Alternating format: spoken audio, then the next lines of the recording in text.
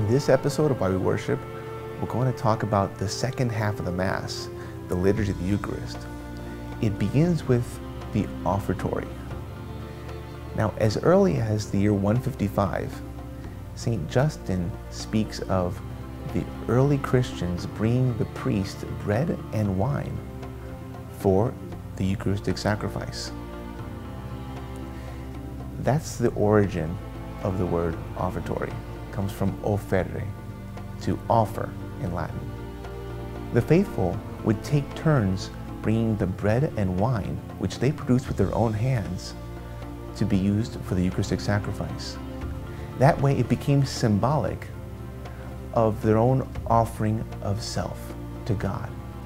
And that's exciting, because if God can take the natural food that I give and transform it into the body and blood of Christ, giving it back to me, what can He make of my entire life if I offer it to Him?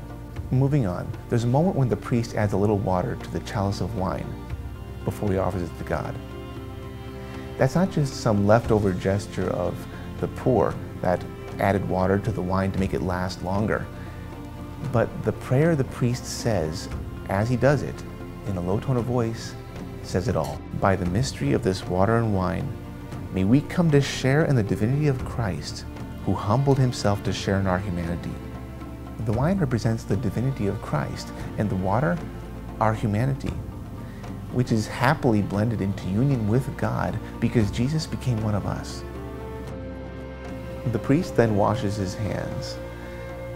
That's a symbolic gesture of the ancient ritual washings that the high priest of ancient Israel used to perform in order to enter the Holy of Holies of the temple worthily, to perform the sacrifice well before God. Lastly, the priest says, "Pray, brethren, that my sacrifice and yours may be acceptable to God."